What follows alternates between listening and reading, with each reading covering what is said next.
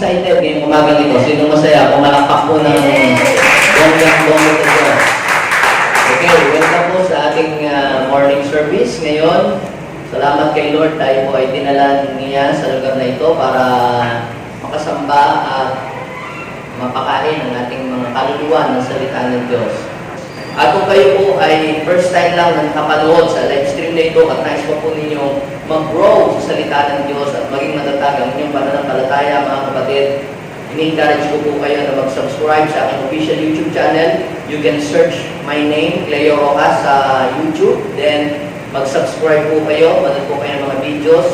And just hit the subscribe button and notification bell para ma-notify po kayo sa mga videos na akin in-upload regularly. At kung gusto niyo naman po na makatulong sa fundraising project ng Isla 91 Church, Lutubal City, don't skip the ads.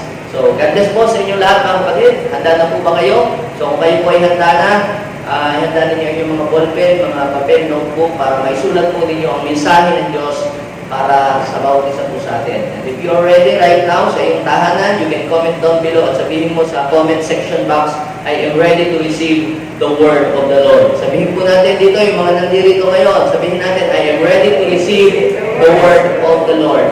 So, samahan po ninyo ako, mga kapatid, sa pagbabasa po natin ng salita ng Diyos. At ito po ay babasahin natin sa Book of Psalms, 121, verse 1 and 2. Sabi niya dito, I look to the mountains, where will my help come from? My help will come from the Lord, who made heaven and earth.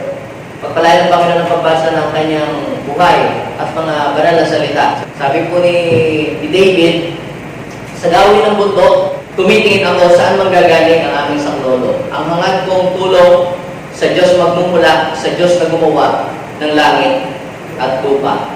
Ang pamagat ng aming i-share, mga kapatid, sa bawat isa po sa atin ngayong araw na ito ay focus on what God can do. Focus on what God can do. If you want to live without worry, you must focus on what God can do. Sabihin mo nga sa iyong katabi, God want you to focus on what He can do.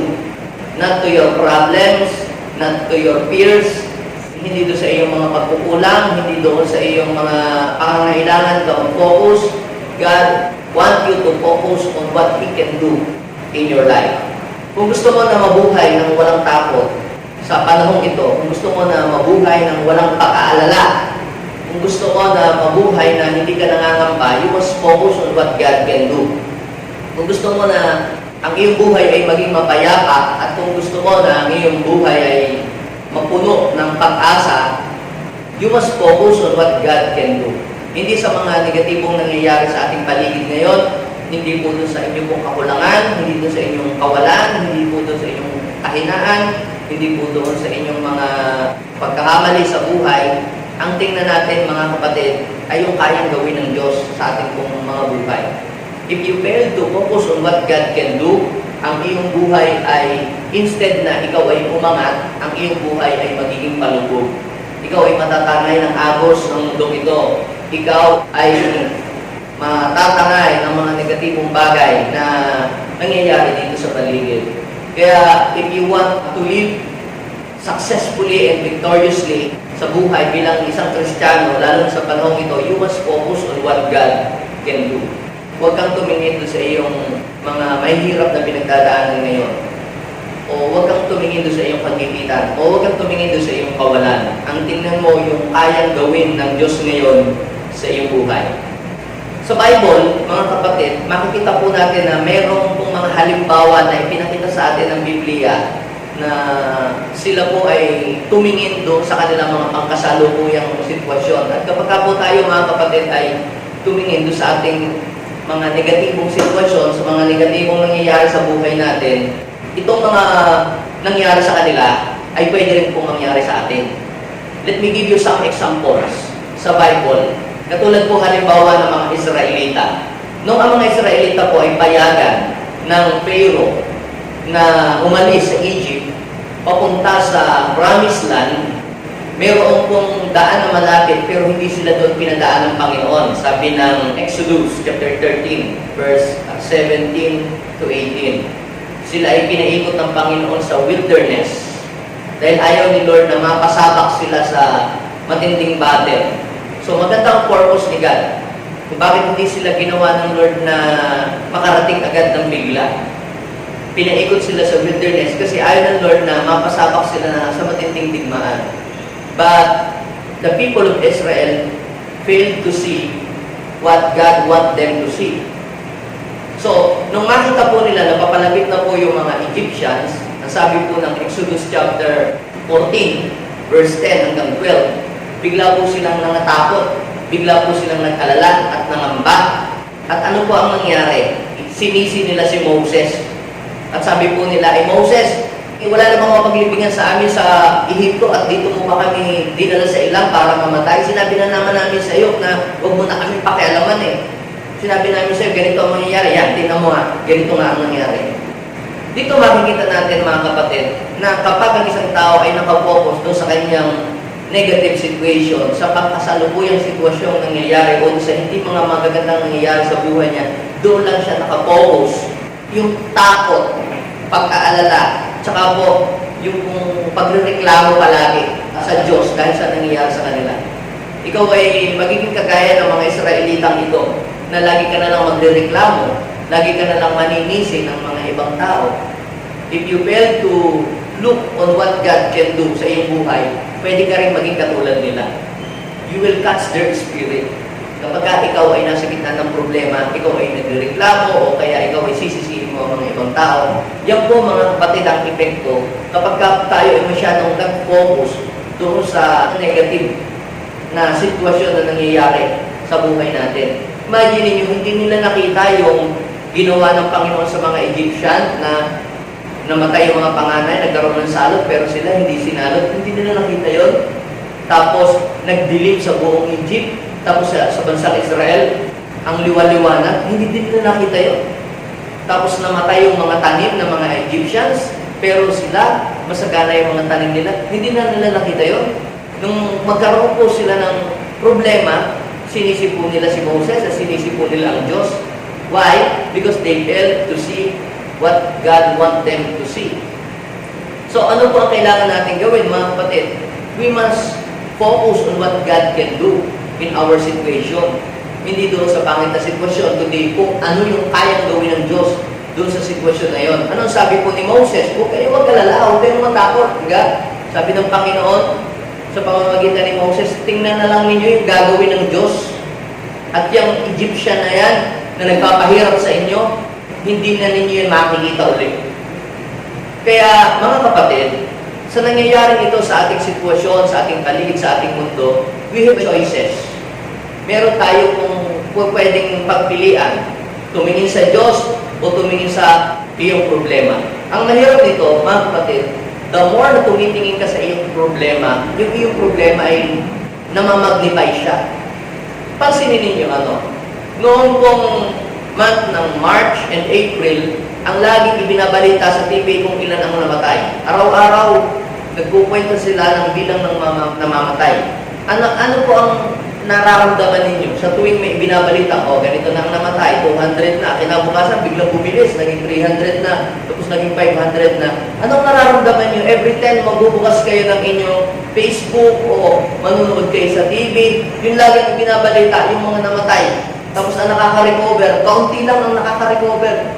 Di po ba naghahari ang takot sa inyong puso? Kasi ang namamagnify, yung coronavirus, yung epekto ng coronavirus sa buhay ng tao. Pero pansinin niyo, pagkalipas po ng mga ilang buwan, na wala na sa eksena yung mga virus, na iba na yung focus, wala na doon. Di po ba mapapansin po natin, yung kung takot sa puso natin, nag-subside din? Bakit? Kasi naiba na yung focus. Ano ang focus mo ngayon?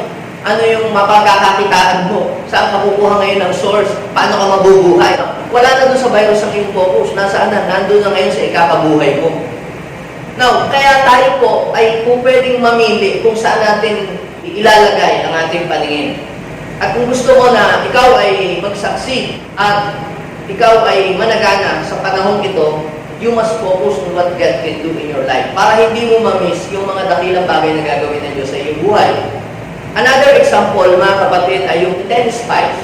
Si Moses, doon po sa Book of Numbers, chapter 13, ay nagutos po siya ng 12 spies para tiktikan yung pong Jericho na kanila pong lulusubin. Nagsubo po siya ng 12 spy na dala-dalawa. Yung pong 10, barka-barkada sila. Kaya lang napahiwalay si Joshua. Napasama si Joshua kay Caleb, hindi doon sa 10. So pagbalik po nila, nag-report yung 12 spies. At alam niyo po, yung 10 na nag-report sila doon sa verse 28, nako, ang kakapal ng mga pader, malalakas ang mga tao doon, hindi natin sila kaya. Tapos, sabi doon sa verse 33, higanti pala ang mga tao doon. Tapos, tipaklong lang tayo, hanggang tuhod lang. Grabe. Pag nakinig ka doon sa balita nila, ikaw matatakot ka rin eh. Kaya pala hanggang tuhod lang sila kasi nakadapa sila. Hindi nila nakita na ang ganda ng lugar, ang yaman-yaman ng lugar, yung lugar na yun, hindi nila nakita na yun yung ipinangako ng Diyos sa kanila. Ano po ang nakita nila doon? Yung higante, yung hindi nila kaya, yung mga negatibong mga bagay. Samantalang si Joshua, mga kapatid, nakita din naman yung nakita nila eh. Pero, hindi po sila doon nag-focus. Ang focus po nila ay yung kayang gawin ng Diyos para sa kanila. Kaya pag binasa niyo po yung kwento na yun, sabi ni Joshua and Caleb, malalaki nga sila, pero talo natin sila, mas malaki ang ating Diyos, mas makapangyarihan ang ating Diyos. Kaya lang nanalo po yung 10 kasi sa kanila kasi majority win. So ano po ang nangyari? Yung pong buong bayang Israel ay mas umani doon sa balita noong 10. Ano ang nangyari sa buong bansang Israel? Na-paralyze po sila. Imagine po ninyo, inabot ng 40 years because of that report, na-paralyze po ang daming taon ang nasayang na hindi po sila naka-move forward kasi nga po, mas tiningnan po nila yung negative situation. Hindi nila tiningnan yung kayang gawin ng Diyos doon sa sitwasyon yun at doon sa problema nila.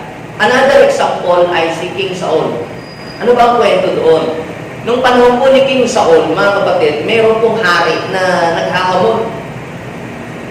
Sabi niya, huwag na tayo maggera. Pumili na lang kayo ng itatapat ninyo sa akin. Pag siya ay aking natalo, o di alipin namin kayong lahat. Pag ako naman natalo, alipin ninyo kaming lahat. Eh dahil po doon sa statement na yon, nasiraan ng loob ang bansang Israel. Alam niyo po kung bakit nasira ang loob ng bansang Israel? Kasi po, yung pong kanilang leader na si Haring Saul, ang unang-unang natakot at unang-unang pinanghinaan ng loob. Mas tiningnan po niya yung laki ng higante kaysa doon sa laki ng Diyos na tumawag sa kanya at naglagay sa kanya bilang hari. Ito pong si David, palibhasa, hindi siya nakafocus doon. Iba yung focus niya. Nung pumunta siya doon sa digmaan, hindi siya nakafocus kay Goliath. Siya ay nakafocus doon sa gagawin ng Diyos para sa kanyang bansa. Alam niyo po, siya po ang nagpresenta doon sa hari, doon po sa 1 Samuel, chapter 17, verse 32, tsaka 33, na hindi po tayo dapat masiraan ng loob dahil doon sa hindi tuli na yun, uncircumcised. Kita po ninyo, napakalaking tao, pero ang tingin ni David doon sa malaking tao yun ay support, hindi tuli. Ang dami naman po pwedeng mapansin kay Goliath, pero ang napansin ni David ay, nako, wala yan, nahina yan, takot nga magpatuli yan. Oh. Samantalang si Saul, ano ang nakikita niya? Eh, hindi mo kaya yan, boy.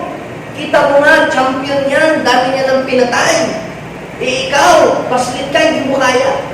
Pansin po ninyo, dahil po si King Saul ay nakapokus doon sa kalakihan ng problemang Goliath sa kanilang bansa, kita po ninyo na paralyzed din ang bansang Israel at lahat po ng mga tao sa paligid niya natakot po sila doon po sa higanting yun.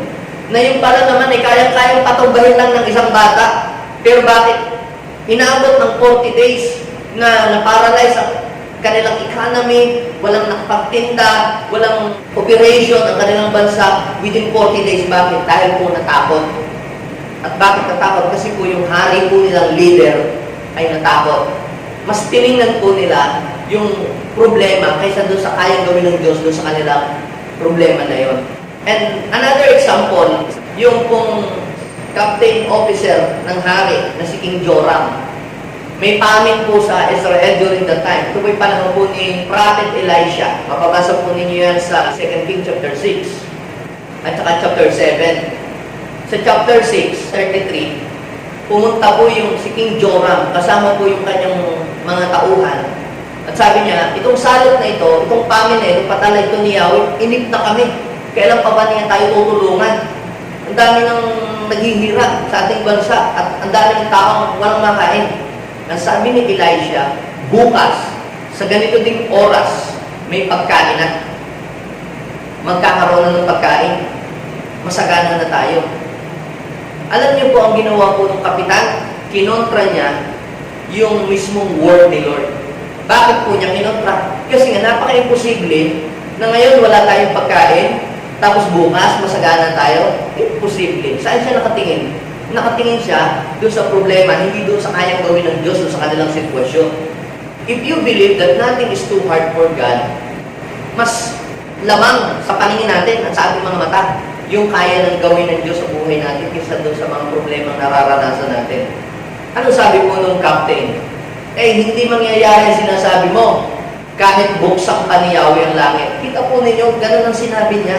Ganun ang word na lumabas sa kanyang bibig. Ito po ay tanda lamang, mga kapatid, na siya po talaga ay hindi naniniwala sa kakayahan ng Diyos. Ang sabi ni Elisha, makikita mo ito na mangyayari, pero hindi mo matitikman.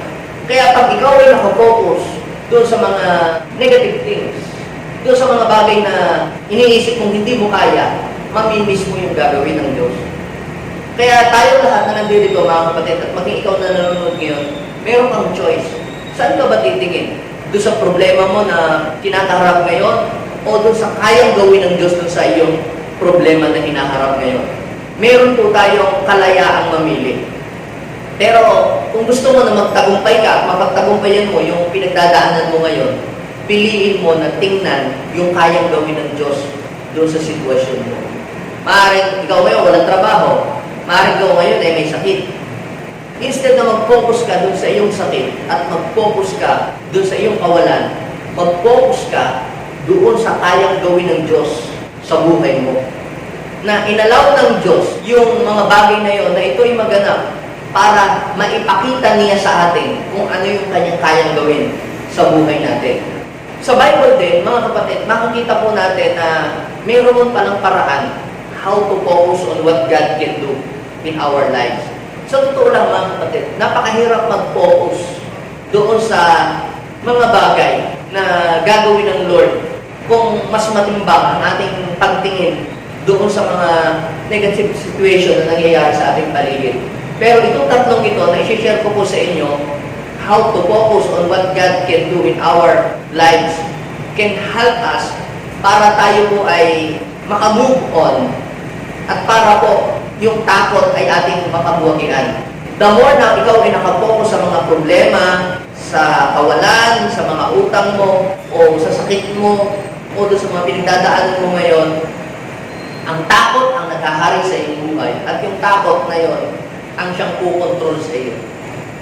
Ang buhay mo, hindi ka paangat eh. Palubog ang buhay mo. At ang buhay mo ay hindi uusad. Pansinin niyo yung lagi na lang silang nakatingin sa mga negative situation ng buhay nila. Ay, sister, kumare, brother, pare, kamusta ka na? Eto, ganun pa rin, naghihirap. Meron ka ba dyan? Yung parang lagi ng talunan. Kapag ka nakapokus ka lamang doon sa mga pangit na sitwasyon na kinakaharap mo sa buhay mo, ikaw ay magiging loser palagi. You will become a loser. But if you want to become a winner and victorious, you have to focus on what God can do in your life. Begin to focus on what God can do in your life. Kasi kahit may ginagawa na ang Diyos sa ating panahon, pwede natin itong ma-miss dahil hindi ka doon nakatingin. Are you following me? What are the three important things that can help us to focus on what God can do? Number one, you must have a right perspective. Right perspective. You must have a right perspective. Sabihin po natin right perspective. Kapag sinabi po natin mga kapatid na perspective means the way you see something. Tayo po, kahit tayo ay mga Kristiyano at nananampalataya sa Diyos at tumanggap kay Kristo, we have a different perspective. Kapag sinabi natin perspective, yung pagtingin mo sa isang bagay, kahit pa kayo ay kambal, hindi kayo magkaparehas ng perspective.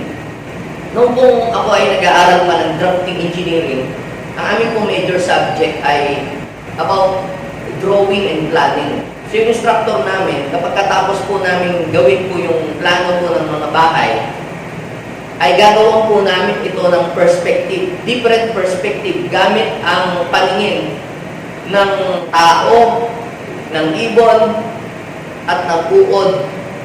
So different perspective. So pag drawing mo ang object using worm's eye view, iba po yung lalabas doon sa drawing. Puro ilalim ng bahay ang makikita. Imagine mo, titingnan mo ang isang bahay gamit ang paningin ng isang bulate. Anong itsura ang tingin mo sa bahay? Ito-drawing mo rin yung bahay gamit ang paningin ng tao. So kapag ka man's eye view, ang nakikita mo lang puro harap at gilid. Kapag naman ang view ay bird's eye view, ang makikita doon sa bahay ay puro itaas, puro bubong. So kaya pag nag-drawing ang worm at nag-drawing ang bird, hindi magkaparehas yung itsura, pero parehas lang yung idinidefine nila na bahay. Pwede sila mag-away-away at magtalo-talo dahil magkaiba ang kanilang drawing, parehas namang bahay yung kanilang drawing. Kasi nga, magkaiba sila ng view, pero parehas din lang naman yung kanilang drawing. Ganon din mga kapatid sa ating sitwasyon. Pwedeng itong krisis na nangyayari sa atin ngayon ay napakapangit para sa iyo, pero sa iba, ang perspective nila, ito yung opportunity para sa iba, para magkaroon po sila ng trabaho o magkaroon po sila ng negosyo. Yung iba nawala ng trabaho dahil sa pandemic, pero yung iba dito kumita sa pandemic na ito. Yung iba po nawala po sila ng income, pero yung iba dito lumaki ang kanilang income. Yes, ang dami po namin mga nakakausap na napapalo up ng mga kapatiran. Alam niyo po mga testimony nila, Pastor, nung pandemic, tumaas ang aming mga benta, tumaas ang aming mga sales, nag-increase ang aming income. Sa iba, ito ay napakalaking threat sa kanilang mga business, sa kanilang buhay, sa kanilang trabaho. Pero sa iba, ito po ay naging opportunity para sa kanila para managana ang kanilang buhay. Pansinin niyo, pare-pares lang naman tayo na lockdown. Pare-pares lang naman tayo na nagipit at nawalan trabaho. Pero itong pangyayaring ito ay naging opportunity para sa kanila para mag-bless ang kanilang buhay. So bakit po nagkaganon? Because of perspective. Magkaiba ng perspective. Tingnan po ninyo mga kapatid. Ano po ang nakikita ninyo? Ha? Sino po dito nakakakita ng matandang lalaki? Sa totoo lang mga kapatid, hindi ko ito magha ng matandang lalaking maputi ang buhok. Ito po ay isang lalaking nakasakay sa kabayo, na siya po ay nangangabayo sa gilid ng batis o ng ilog. Tama, mali? Pero ang tingin ng iba dito, merong matandang nakagilid. So, depende kung saan ka magpo-focus. Ano pong nakikita po ninyo dito? Sa picture na ito na aking hawak. Ano po nakikita ninyo? Ha? Bungo. If you have a wrong perspective, ang nakikita mo dito, bungo. Pero sa totoo lang mga kapatid, hindi po ito bungo. Ito po ay dalawang tao na sila po ay nag-iinuman sa harap ng mesa. Tama, mali? So kung titingnan po natin, parehas lang tayo ng picture na ating tiningnan, pero magkaiba tayo nakita. Yung iba, ang nakita nila may bungo. Pero yung iba, nakita nila dalawang tao na nakaupo sa harap ng mesa at sila ay nag-iinuman. So, another picture. Ito po, ano po nakikita ninyo dito? Ha? Mukha ng matandang tao. Sa totoo lang mga kapatid, hindi ito mukha ng tao. Diyan po, pag tinitigan yung maigi, yan ho ay merong mga tupa. Pagkatapos meron ng bahay doon sa malayo. Nakakala mo, pag tinignan mo ay merong mata. At meron ho itong puno. Ito po ay picture ng isang lugar na kung saan ay green pasture. Pero hindi yun ang iyong nakikita. Ang nakikita mukha ng taong nakakatakot. Pero ang totoo, hindi ito mukha ng taong nakakatakot. Ito po ay picture ng green pasture. Depende kung saan ka nakatingin. Ngayon, pag sinabi po natin right perspective, dalawa yan eh. Kung ikaw ay mayroong wrong perspective, itong nangyayari sa ating sitwasyon ngayon, It can paralyze you. Ano pa? Yung ikaw ay magiging hopeless pag meron kang wrong perspective. But if you have a right perspective, itong nangyayari sa ating panahon ngayon ay isang napakagandang opportunity para mas lalong mabless ang iyong buhay. Pag sinabi po nating right perspective, it means seeing something through the eyes of God. Yan po yung right perspective. Sa Bible po, pag binasa niyo po yung 2 Corinthians chapter 4, verse 17 to 18, si Paul ay isang halimbawa ng tao mayroong right perspective. Ang sabi niya, ang aming paningin ay nakatuon hindi sa mga bagay na nakikita o hindi sa mga bagay na pangkasalukuyan. Ang aming paningin ay nakatuon doon sa mga bagay na hindi nakikita, sa mga bagay na panglangit. Bakit? Yung mga bagay na nakikita natin ngayon, panandalian lamang yan, pero walang hanggan ang mga bagay na hindi nakikita. So, even yung problemang nakikita mo ngayon, panandalian lang yan. Do you get the point? Kaya kung may nakikita ngayong problema ka, na hinaharap ngayong matindi at mga difficulties, kagaya ng sabi ni Paul, panandalian lamang yan. Hindi magtatagal yan. Ganun din mga kapatid, dapat ang ating paningin ay ituon natin sa ating Panginoon. Nabanggit nga niya sa Hebrew chapter 12 verse 2 that we must look unto Jesus, the author and the finishers of our faith. Si Joseph ay isa rin pong halimbawa ng tao sa Biblia na mayroon po siyang right perspective. Alam po naman natin kung ano ang pinagdaanan ni Joseph. Napakapangit ng kanyang pinagdaanan. Siya po ay binugbog at sinaktan ng kanyang mga kapatid. Siya po ay ibinenta. Pagkatapos, siya po ay napagbintangan pa pong rapist. Siya po ay nakulong. Tapos siya po ay pinalabas na patay na. Sa totoo lang, pwede na siyang maghiganti sa kanyang mga kapatid. Yun ay legal ground na para gantihan niya ang kanyang mga kapatid, sama-samang ginawa nila sa kanya. Bakit si Joseph pinagpala ng Diyos at saka naging maganda yung kanyang pamumuno at yung kanyang paglilingkod ay hindi naapektuhan ng mga pangit na nangyari sa kanyang buhay? Bagamat ang sama nung nangyari sa buhay niya, pero bakit hindi naapektuhan? Dahil marami pong mga tao, di ba? Paglaki kang squatter, may influensyahan ka ng environment. Pag nagkahiwalay yung magulang o broken family ka, ang tendency, maapektuhan ka, meron kang trauma, maapektuhan ka ng nangyari sa nakaraan mo sa buhay. Pero ang dami rin namang pangit na nakaraan ni Joseph sa buhay niya. Pero bakit naging maayos naman so far ang takbo ng buhay niya? Bakit nagkaganon? Because Joseph has a right perspective in life. Basahin niyo Genesis chapter 50 verse 20. Ano sabi niya? Masama nga ang ginawa niyo sa akin.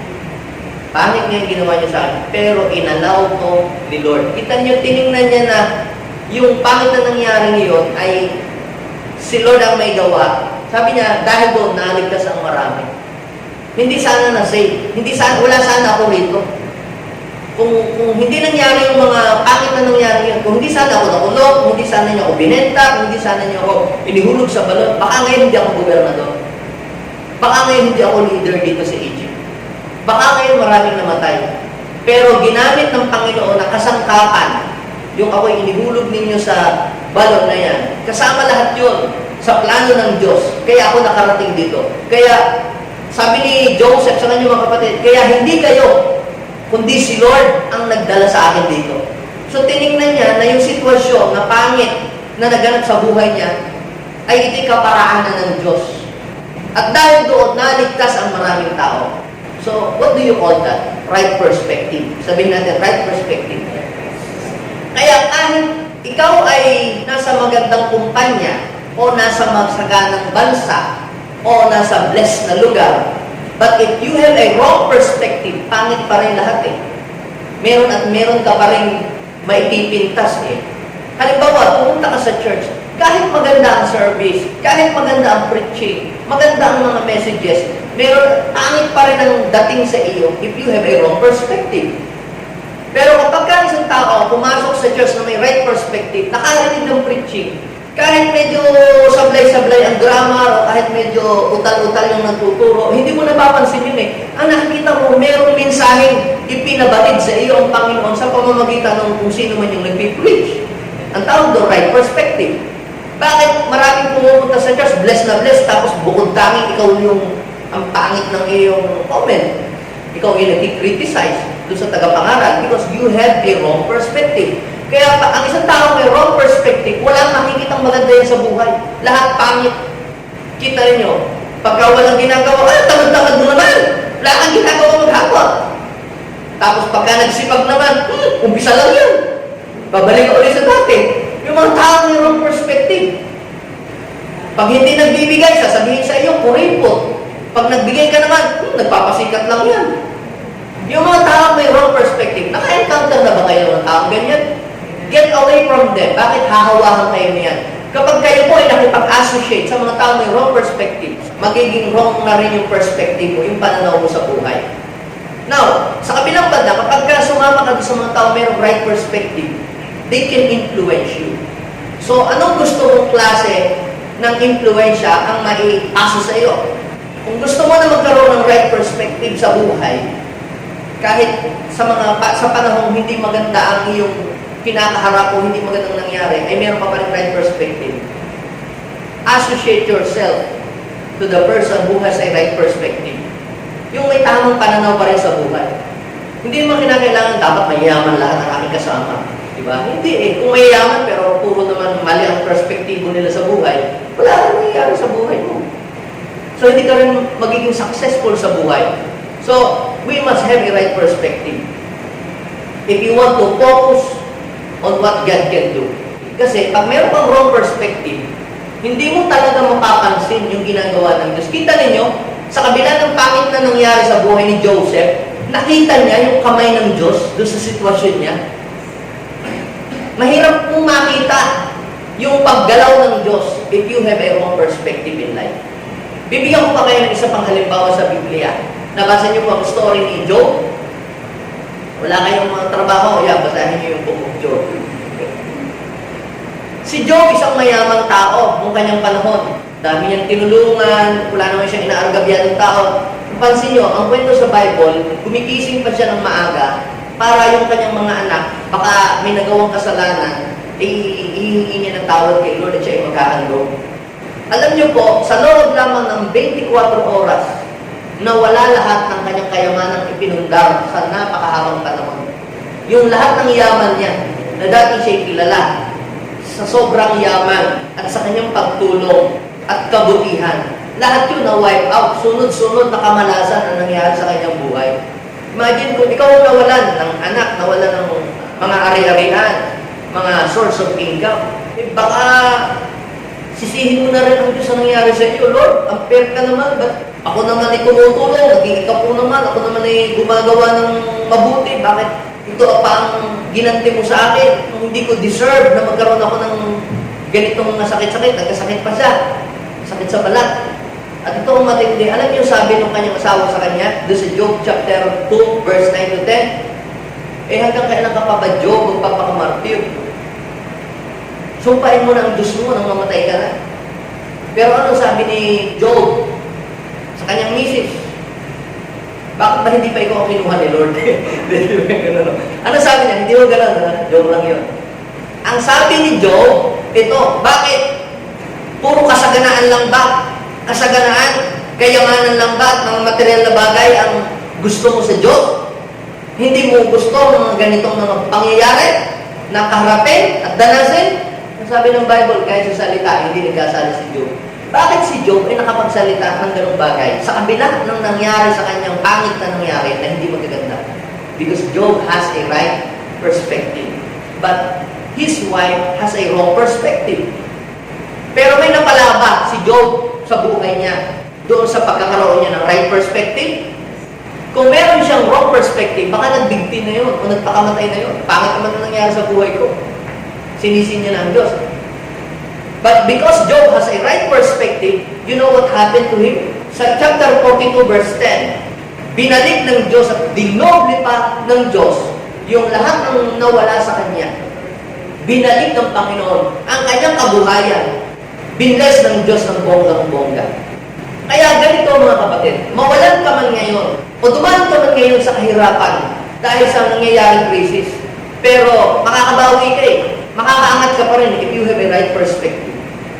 na tinitingnan mo na yung nangyari sa iyo, isang great lesson or great learning na pinadaan ka ng Diyos doon dahil may gustong ituro sa iyo ng Panginoon. Pero kung may wrong perspective ka, hindi mo mapapansin yung may ginagawa si Lord, na tinuturuan ka pala ni Lord, na may purpose pala si Lord sa nangyayari yun. Kung may right perspective ka, hindi lang po ito tingnan ang isang sitwasyon sa positibong paningin, kundi nakikita mo kung ano yung purpose ng Diyos doon sa nangyayari yun. At nakikita mo din yung plano ng Diyos doon sa sitwasyon na yun. Yung mga tao mayroong right perspective. Now, second thing that we must have if you want to focus on what God can do ay kinakailangan po natin mga kapatid yung clear discernment. Sabihin natin, clear discernment. Kapag sinabi po natin mga kapatid na discernment, it means ability to distinguish between right and wrong. Yung pong discernment is the ability to distinguish between evil and good. Between good and good. Kasi madali naman kung ma-distinguish yung evil at saka good and evil. Diba? Madali lang yun. Kung ang pamantayan mo sa buhay lang ay pagkaitim sa demonyo at pagkaputik sa Diyos, you will be deceived. Kung ang panuntunan mo pagka mapagbigay sa Diyos, pag hindi mapagbigay, hindi sa Diyos, you will be deceived later on. Pagkaputi, nakaputi sa Diyos, o pagka nakaitim, hindi sa Diyos. Ang problema, yung mga rabbi, nung unang panahon sa Bible, puro lahat sila nakaitim. Ang ibig kong sabihin, mga kapatid, ang isang tao mayroong clear discernment, hindi ka nakabase dun sa nabuti sa talista yan. Bakit nakaitim? Ito, angel to angel. Uy, kay Lord to, ito mo, nakaputi. Pagka ganon, you have a poor discernment. Kasi sabi ng Bible, yung angel of darkness, kagaya ni Satanas, pwede rin siyang maging angel of light. Pati yung mga false prophet, pwede rin siyang mag-perform ng signs and wonders and miracle. Marami na nagpapagaling din. Ngayon, if you don't have a clear discernment, ay, basta nakakagaling yan, dyan na ako. Basta yan ay nakakapagaling. O basta blessing, lahat ng blessing sa Diyos yan. Pero kung ikaw ay meron kang clear discernment, madidistinguish mo alin ba talaga yung blessing na sa Diyos at alin yung blessing na hindi sa Diyos. Halimbawa niya, paglabas niyo dito, may nag-alok sa inyo ng negosyo. Paano mo i-discern kung sa Diyos yun o hindi? May license ba yun? Saan ba galing yun? Hindi, maghuhukay tayo ng doon, ng kayamanan doon sa bundok Apo. Napanaginip ako kagabi, sabi ni Lord. Tapos ayaw mo pang sabihin sa gobyerno. Illegal na yun. At nanganganib ang iyong buhay. So, sa panahon ito, maraming opportunity na mabubuksan. During pandemic season, during crisis, marami pong mga opportunity na work, na business ang mabubuksan. But you need to have a clear discernment para ma-distinguish mo alin doon ang sa Diyos, alin doon yung para sa'yo at alin yung hindi para sa'yo. Kasi maraming opportunity, maraming business, maraming trabaho, pero hindi lahat ng opportunity na mabubuksan para sa'yo lahat. Kung meron kang clear discernment, alam mo kung ito bang negosyo ito para sa'yo o hindi ito para sa'yo. Hindi ibig sabihin na may promotion na iaalok sa'yo, tatanggapin mo agad. Yes, promotion galing kay Lord. Hindi lahat ng promotion galing sa Diyos. Ang tanong, kaya ba ng powers mo yung promotion? Baka naman hindi. Are you getting what I'm saying? Ngayon, it takes clear discernment para malaman mo kung alin ba yung pintuang binubuksan ng Diyos sa'yo at ano yung pintuang hindi talaga para sa'yo. Dahil baka mapasubo ka. Ngayon, para hindi ka mapasubo, kinakailangan mo ang clear discernment. Kasi hindi lahat ng healing na nakabalitaan natin nagpapagaling. Kung meron doon nagpapagaling doon, yun daw kung batang maliit, tapos nagsasalitang may maliit na boses, nakakagaling daw yun, nagagaling daw lahat ng may sakit. Sige, punta tayo nga doon. Yung pala, may deception, na may evil spirit pala, na kaya pala nakakagawa ng mga miracles. So, ngayon, dapat ma-discern mo alin ba yung sa Diyos at hindi, kagaya ni Paul. Noong una, nung siya po ay pumunta doon sa Pilipos, meron doon po nahuhula. Ang ganda ng hula eh, di ba? Sabi, yan, nandiyan na sina Pablo. Makinig kayo sa kanya at ang kanyang sinasabi patungkol sa kaligtasan ninyong lahat. Di ba ang ganda ng kanyang panghuhula? Kaya lamang, paulit-ulit yung sinasabi niya, nadi-disturb siya. Bakit ganon? Iba yung nasesense niya in his spirit. Bakit ganon? Troubled ang aking spirit. Bakit naman yung sinasabi niya? Bakit naman yung pinipreach niya? Pero bakit wala akong peace? Ay, na-discern niya. Demonyo pala yung nag-o-operate. Nirebuke niya. In Jesus' name, lumayas ka sa taong ito. Yun, tumilo. Demonyo lang pala. Maging sa deliverance, kailangan naman ng clear discernment. Malalaman mo kung yun ba'y possessed by the devil or not, na siya lang pala yun, na kunyari, nag-possess siya, nag-possess-possessan lang pala, para makapull up ng attention ng maraming mga tao. Ngayon mga kapatid, kinakailangan natin i-exercise and i-practice itong discerning spirit. If you fail to use discerning spirit, pwede po tayong ma-deceive ng kaaway. Pwede tayong maloko ng kaaway. So anong kailangan natin gawin? Kinakailangan magkaroon tayo ng clear discernment. Sabi po ng 1 John, chapter 4, verse 1, huwag kayong maniwala agad doon sa nagsasabi na sa kanilang espiritu eh. You must test every spirit. Anong tawag doon? You must discern. Kung may mag-o-offer sa inyo ng business, i-discern mo. Totoo ba talaga yun o bogus lang? Yung magsasabing magbibigay sa iyo ng milyon-milyon, totoo ba yun o niloloko ka lang? Yung tunay na yaman, hindi mo yun iniaabot. Yung tunay na yaman, pinagtatrabahoan nyo, pinaghihirapan. Kung yun ay tunay na yaman. At sabi din naman ng Biblia, ha, ang yaman na hindi pinaghirapan, na nakuha lamang ng madalian, madali din gastahin. Pero yung yaman na pinaghirapan, yun ay natetreasure mo ng ayos. Gusto mong maging sharpen ang iyong discernment, basahin mo yung Book of Proverbs. Yung easy, get, quick, rich is not of God. That is of the devil. So, pansinin natin ito mga kapatid. Kinakailangan natin ng clear discernment. Bibigyan ko po kayo ng halimbawa na try to discern these circumstances kung sa Diyos o sa kaaway. Yung po bang bagyo na nangyari nung sumakay si Jonas sa barko papuntang Tarshish, ito po ba igawa ng Diablo o gawa ng Diyos o natural na bagyo lang? I-discern ninyo. Bakit kinakailangan natin i-discern? Bago mo malaman kung ano ang gamot sa isang sakit, kinakailangan mo munang ma-distinguish kung anong sakit meron siya. Hindi naman basta, o sumakit ang tiyan, aray biogesic, o sumakit ang ngipin, aray biogesic. Merong ibang klase po ng treatment na kailangan mong gamitin para doon. And if you fail to use discernment sa situation kung saan nangyayari, laging mali yung iyong pagtugon doon sa sitwasyon na nangyayari. Kahit si Lord na pala, nire-review ko in Jesus' name, huwag ko reviewin, ako ito. Dapat mong i-discern. Gamit ang Biblia, gamit ang mga napag-aralan natin sa preaching, at gamit din ang common sense. Kailangan at sa gabay ng Espiritu Santo. Dapat sama-sama lahat yun. At gamit din ang mga nakaraan mo sa buhay. Ang magiging sharpen, ang discernment mo, kung pinag-aaralan mo yung mga naganap na sa buhay mo nung nakaraan, plus gamit yung nabasa mo sa Biblia, plus gamit yung mga payo ng mga tao, ang sinama-sama, plus yung pang mga preaching. Ngayon, pag pinagsama-sama mo lahat yun, meron ka ng kakayahan na i-discern ang sa Diyos at hindi. Ngayon, kung wala kang karanasan, wala ka pang narinig na mensahe ng Diyos at wala ka pang nabasang patungkol sa Bible, may hirapan kang i-discern yung sa Diyos at hindi. Kaya magpo-flow ka na lang kung ano-ano lang dyan. Alam, basta blessing ni Lord. Minsan naman, pag wala kang clear discernment, yung akala mo sa demonyo, si Lord pala, rebukein mo ng rebukein. Eh si Lord pala yung nire-rebuke mo. Naalala niyo po ba si Jesus, i-rescue yung mga disciple dahil hindi nga sila makaabante, naglakad si Jesus sa tubig, ano nangyari? Kung uso na rin yung in Jesus' name, nagre-rebuke sila, in Jesus' name, multo, layas. Uy, huwag niyo ko rebukein, ako ito. Because of poor discernment na miss ng mga Hudyo during the time of Jesus, na si Jesus pala nagpapagaling na through the power of God.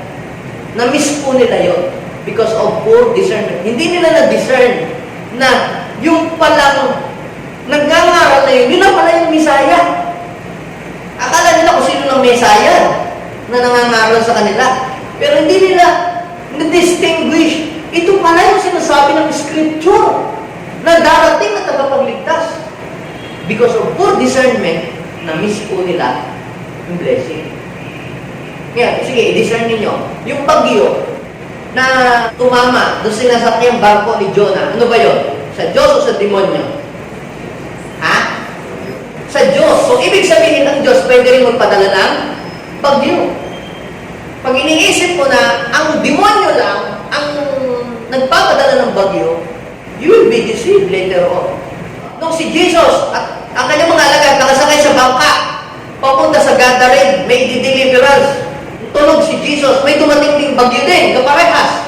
Nung bagyo na naranasan ni Jonah. Ano yun? Sa demonyo o sa Diyos galing? Demonyo. Bakit?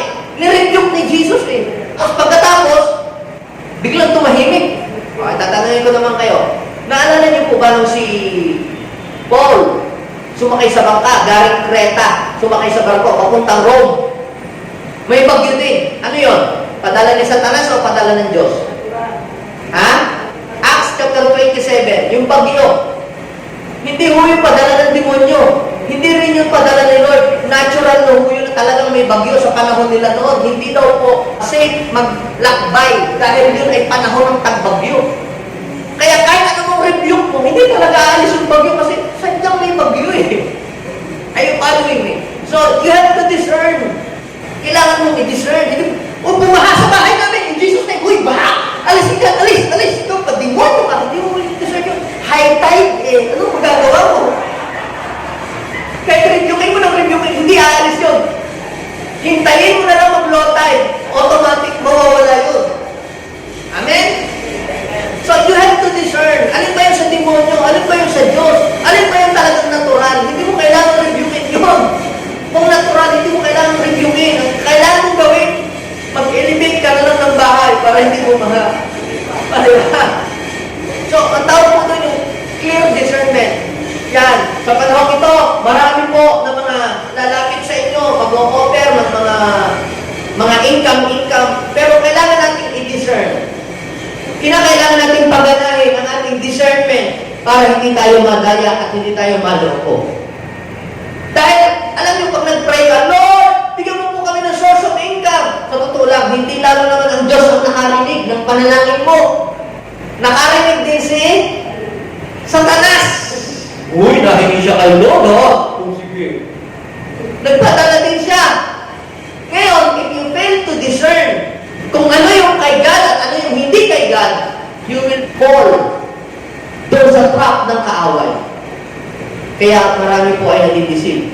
Ngayon, kung ang atin lang magiging basihan lagi si brother kasi nandito na din ako. O yung kapitbahay namin, tsaka yung kamag-anak namin, nandirito na rin ako. Pag ganun ang pamagkali mo sa buhay, hindi mo ginamit ang iyong discernment.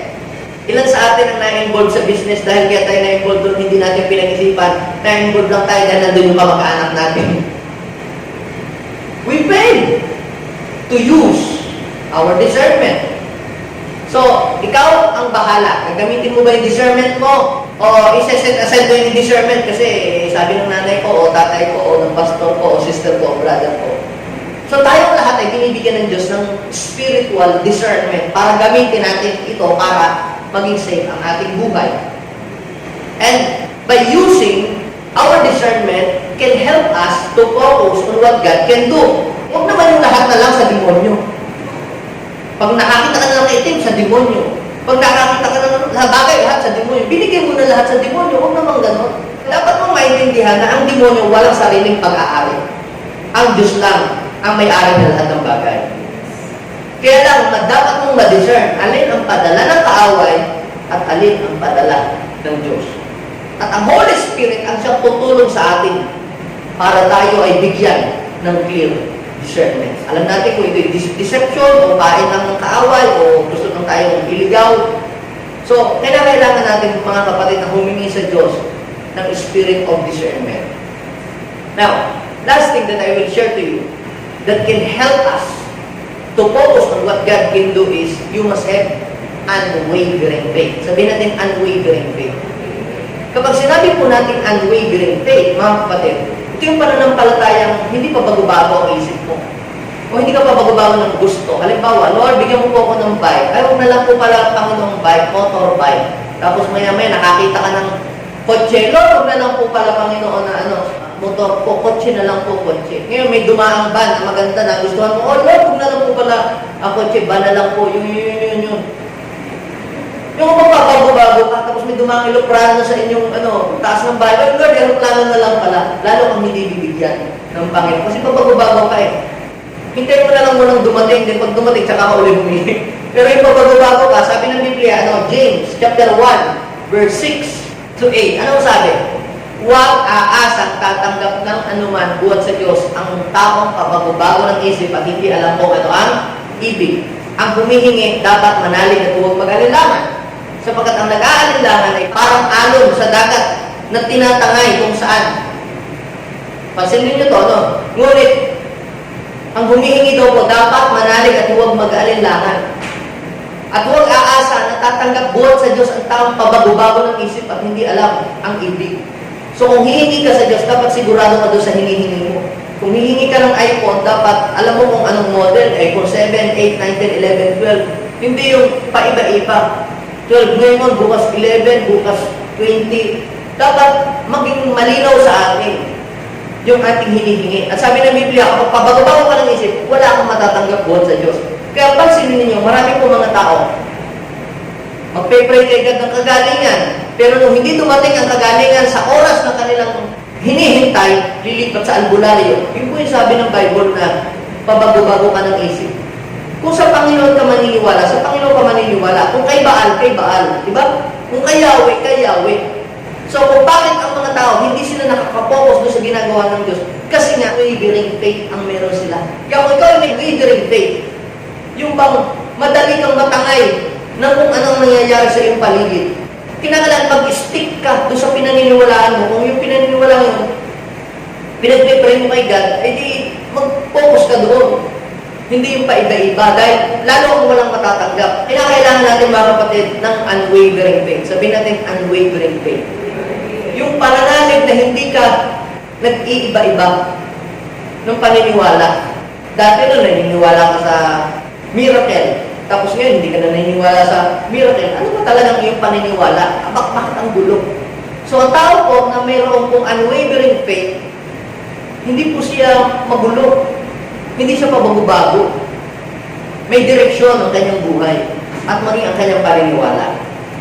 Halimbawa, katulad po ng isang farmer, di ba sabi ni James, tularan ninyo ang mga farmer.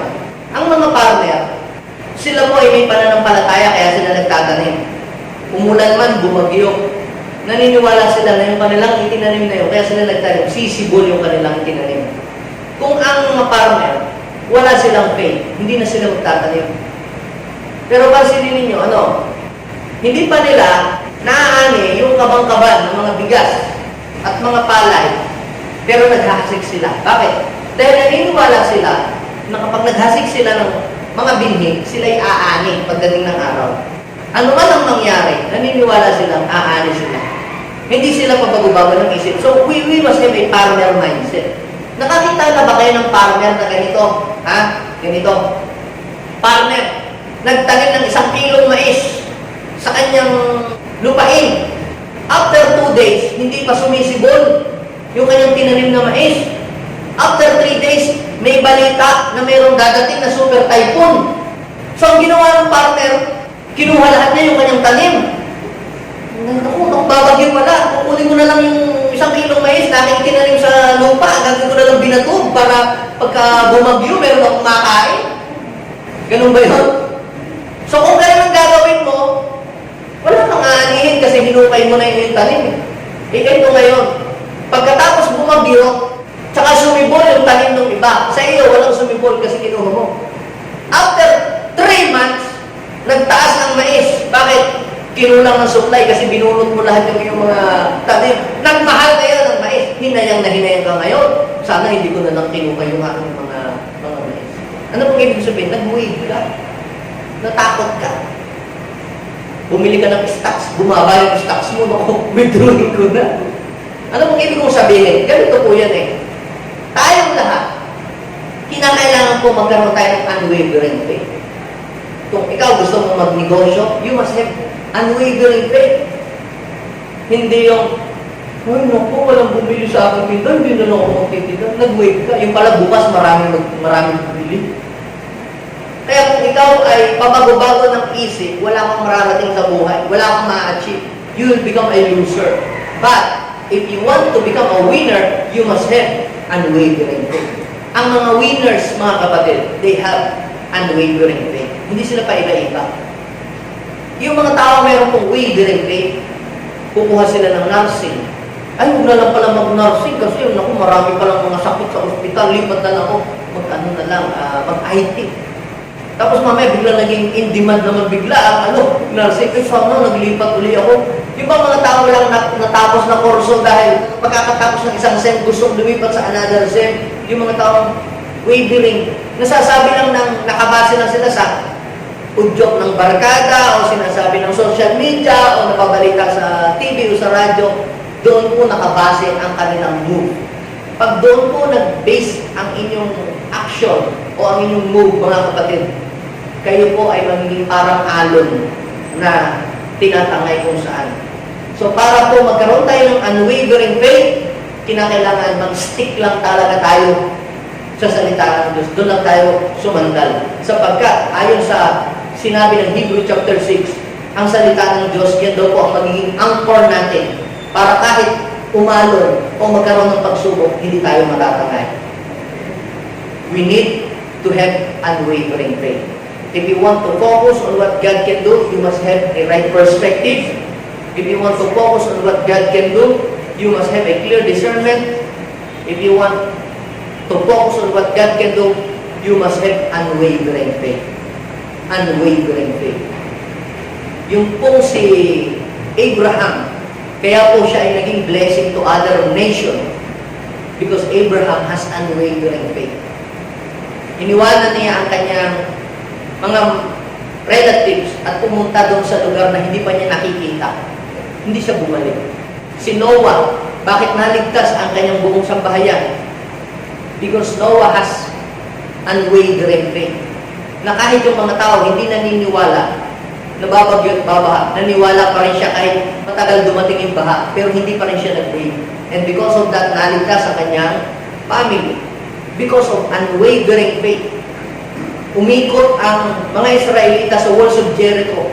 Kahit wala silang napapansin na crack doon sa wall, pero hindi pa rin sila nag-wave. Tinuloy pa rin niya ang pag-ikot. At ano po ang nangyari? Because of unwavering faith, nag-collapse yung walls of Jericho. Because of unwavering faith, nanalangin si Elijah ng 7 beses. Pero kahit wala siyang nakikitang anumang sign na uulan, tinuloy-tuloy lang niya. Hindi siya nag-wave. At alam niyo po, because of his prayer, umulan po at nanagana ang buong lupain. Because of unwavering faith, si Bartimeo, na-receive niya yung kanyang eyesight. Na-receive niya ang kanyang paningin. Na kahit sinasabi ng mga tao, huwag siyang maingay at huwag siyang sumigaw. Pero Bartimeo has unwavering faith. Hindi siya natinag at natanggap nga niya yung kanyang paningin. Because of unwavering faith. Yung pong babae na dinudugo, na kahit nanghihina na siya dahil wala na siyang dugo, ay humawak pa rin siya doon sa laylayan ng damit ng ating Panginoong Hesus. Kaya niya natanggap ang kagalingan. Mga kapatid, if you have unwavering faith, you will receive the benefits of it. If you want to focus on what God can do, you must have unwavering faith. Ang sabi ng Bible, hindi kinalulugdan ng Diyos. Hebrew chapter 11 verse 6, ang sino mang hindi nananalig sa Kanya. Ang humihingi sa Diyos dapat manalig, sapagkat siya nagbibigay ng gantimpala. If you want to please God, you must have unwavering faith. Si Peter, mga kapatid, minsan wavering and minsan unwavering. Noong nag-wave ang faith ni Peter, nung siya naglalakad sa tubig, lumubog siya. Kaya kapag nag-wave ka sa iyong pananampalataya during this season, lulubog ka. Pero mapapansin natin, noong pong si Peter ay magkaroon ng unwavering faith, siya po ay nakahuli ng maraming isda. Na bagamat siya po ay pagod, At alam naman yung talagang walang isda dahil natulog na ang mga isda. Magdamag siyang ng huli, alam naman talagang walang isda, kahit isang kaliskis wala. Pero dahil may sinabi ka, Lord, may sinabi ka. That is unwavering faith. May sinabi ka, dahil may sinabi ka, Lord, dahil may sinabi ka, dahil may word ka, I will do it. And you know what happened? Because of unwavering faith, nakakuha siya ng maraming isda at hindi lang siya napagpala, pati yung ibang tao na bless. So, kita po ninyo yung effect. Ang iyong pananampalataya, wavering, lulubog ka. Pero pag ang faith mo sa panahong ito ay unwavering faith, kapatid, mananagana ka. Kahit pandemic, ikaw isasagana ang buhay. Amen? Come on, rise up, stand up, alapakan natin si Lord. Hallelujah! Kapatid, kung ang mundo nakapokus sila sa mga virus, sa mga sakit, nakapokus sila sa kawalan, sa kakulangan, kapatid, ibahin mo ang iyong tingin. You must have a right perspective. You must have a clear discernment. You must have unwavering faith. Let's focus on what God can do. Let's focus on God's miracle. Ito sa kalakihan ng ating Diyos. Mga kapatid, huwag mong hayaan na ma-stuck ang iyong buhay at maging stagnant. Huwag mong hayaan na ma-paralyze ka ng nangyayari ngayon sa ating mundo. Mag-focus ka doon sa kayang gawin ng Diyos sa iyong sitwasyon. Our God is alive and nothing is too hard for Him. Once you offer your life to God, you have nothing to worry and you have nothing to fear. Even ang iyong mga buhok ay bilang ng ating Panginoon. Kung ang mga ibon sa parang pinakakaya ng Diyos, God can also provide all your needs. Because our God is very rich God. Hindi ka niya hahayaan magluto. May paraan lagi si Lord to provide all your needs and to bless you. And not only you, but also your family, your loved ones. And God will use you mightily for His own glory. Mga kapatid, you have a choice. Saan mo gustong i-focus ang iyong tingin? Sa pangit na nangyayari sa iyong buhay? O doon sa mga bagay na kayang gawin ng Diyos sa buhay? Thank you so much, Father. Bigyan mo kami ng bukas na paningin. Bigyan mo kami ng matalas na pakiramdam. Bigyan mo kami ng clear discernment para mapili namin kung ano yung dapat namin piliin. Malaman namin alin yung sa Diyos at hindi. Lord, give us a wisdom, ability to make a right choice. Pwede bang sabihin po natin ang prayer na ito, Panginoong Jesus? Salamat po sa malinaw na paningin na ipinagkaloob mo sa amin ngayong araw na ito. Tulungan niyo po ako na tumingin sa iyong kakayahan. Hindi doon sa mga negatibong bagay na nagaganap sa aking kapaligiran, kundi doon sa iyong kapangyarihan at sa iyong kakayahan. Maraming salamat, O God. Iyahandog ko sa iyong buhay ko. Maghari ka sa puso ko. In Jesus' name, Amen. Amen. Ako lang ang magpe-pray para sa inyo. Lord, bless these people. Allow them to experience your presence and your glory. And help us to walk according to your purpose and plan for our lives. Bless these people, O God. Maging ang mga viewers ngayon sa iba't ibang panig ng mundo, bless them, O God, sa kanilang mga tahanan and continue to supply all their needs according to your riches and glory. And I declare complete healing to those people who need healing. I declare strength to those people who are experience weakness. At Lord, yung mga taong nasa balig ng karamdaman ay ibabangon mo sila ngayon. We declare complete healing and restoration in Jesus' name. This is our prayer.